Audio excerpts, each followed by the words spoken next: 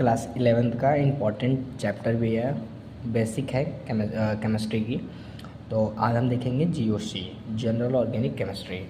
तो पहला टॉपिक ये है कि केमिकल रिएक्शन क्या होते हैं, क्योंकि जनरल ऑर्गेनिक केमिस्ट्री में सबसे ज़्यादा यूज़ और मतलब केमिस्ट्री अगर पढ़ रहे हो तो केमिकल रिएक्शंस के बारे में पढ़ना ज़रूरी होता है। तो मैंने पहले वही बताया है आपको एक छोटे से वीडियो के थ्रू कि केमिकल रिएक्शंस होते क्या हैं। तो देखिए मैंने बताया एक A+B+C, ठीक है। A+B+C यानी A, B और C में रिएक्शंस होते हैं। तो ACB का मतलब फॉर्मेशन हो रहा है। तो यहाँ पे क्या हो रहा है, देखो एक यहाँ की बॉन्ड ब्रेक हो रही है और यहाँ A और B के बीच की बॉन्ड ब्रेक हो रही है, A और C के बीच एक बॉन्ड बन रहा है। यानी केमिकल रिएक्शंस के अंदर दो चीज़ें होती हैं, bond formation and bond breaking. यहाँ पे भी देखो लिखा हुआ है, ये A और C के बीच में बॉन्ड बनी है, यहाँ पे A और B के बीच में बॉन्ड है प्लस C है, ठीक है। अभी इनका रिएक्शन होने पे A और प्लस C प्लस B बनता है, यानी ये बॉन्ड ब्रेक हुआ होगा, यहाँ एक बॉन्ड फॉर्मेशन मतलब एक बॉन्ड जो है उस बनी होगी। तो केमिकल रिएक्शंस तभी होते हैं जब कहीं बॉन्ड ब्रेक होगा, कहीं बॉन्ड फॉर्मेशन होगा, तो वही केमिकल रिएक्शंस होते हैं। अब देखिए बॉन्ड ब्रेकिंग जो होती है वो दो मेथड का होते हैं। There are two types of bond breaking. पहला होता है होमोलाइटिक, दूसरा आता है हेट्रोलाइटिक। जबकि मैंने ऊपर नीचे लिख दिया, सॉरी उसके लिए।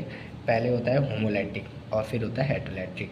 आप ऐसे भी लिख सकते हो, लेकिन अभी मैंने बताया है यहाँ पे फर्स्ट एग्जांपल हेट्रोलाइटिक का। हेट्रोलाइटिक का मतलब होता है कि A और प्लस, ठीक है, A और B के बीच में एक अगर बॉन्ड है तो उस बॉन्ड के अंदर क्या होगी, एक इलेक्ट्रॉन इसके होंगे, एक इलेक्ट्रॉन उसके होंगे, ठीक है। तो अगर A और B में जिसकी इलेक्ट्रोनेगेटिविटी ज़्यादा होगी उसके पास जो है दोनों इलेक्ट्रॉन आ जाएंगे। तो आपको ये पता है कि जो इलेक्ट्रॉन देता है उस पर प्लस आता है, जो इलेक्ट्रॉन लेता है उस पर माइनस आता है। तो यहाँ पे देखो B ने दोनों इलेक्ट्रॉन ले लिए हैं तो माइनस, A ने अपनी एक इलेक्ट्रॉन दिए हैं, क्योंकि ये तो एक इसी का था, इसने एक अपना दे दिया तो यहाँ पे प्लस। ये आयनिक बॉन्ड, ठीक है, आयनिक बॉन्ड बनते हैं इसके बीच में। इलेक्ट्रोनेगेटिविटी क्या है, ज़्यादा है B की A से, तभी तो दोनों इलेक्ट्रॉन्स इसी के पास आ गए।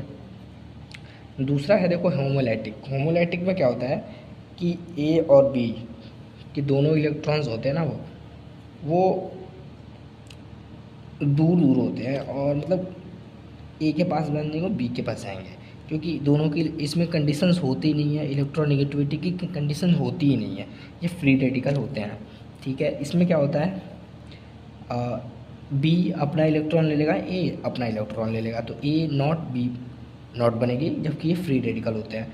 अब देखिए यहाँ बॉन्ड ब्रेकिंग जो होती है ना, उसके मतलब मेथड को मैंने बताया है कि A से B A not B not बनेगा तो वहाँ पे एनर्जी देनी पड़ेगी। अगली वीडियो में मैं बताऊँगा एनर्जी का नाम क्या होता है। फिर A नॉट B नॉट बन गया, फिर यहाँ से इन दोनों के बीच में बॉन्ड होगी, इलेक्ट्रॉन्स होंगे। अब A और B में जिसकी इलेक्ट्रोनेगेटिविटी ज़्यादा होगी उसके पास हो जाएगा। तो इसमें दिखाया है मैंने कि माइनस इस पे आ रहा है, तो यानी जाहिर सी बात है B की इलेक्ट्रोनेगेटिविटी ज़्यादा होगी A के मुताबिक, यानी A का कम होगा B का ज़्यादा होगा। फिर यहाँ पे एनर्जी 2 लगेगी, एनर्जी दोनों की सेम होगी, क्योंकि यहाँ भी वही चीज़ हो रही है, यहाँ भी वही चीज़ हो रही है, और यहाँ हो रही है हाँ ठीक है, एनर्जी 4 लगेगी। तो यहाँ पे चार्ज मतलब कि बन के आ जाएंगे, जो प्रोडक्ट आएंगे ना यहाँ पे वो लैटिस एनर्जी के थ्रू आते हैं। यहाँ पे एक लैटिस एनर्जी लगती है, यहाँ पे बॉन्ड ब्रेकिंग लगती है, और यहाँ पे बॉन्ड फॉर्मेशन लगती है, जो कि A पे प्लस चार्ज माइनस और B पे भी प्लस चार्ज, क्योंकि ठीक है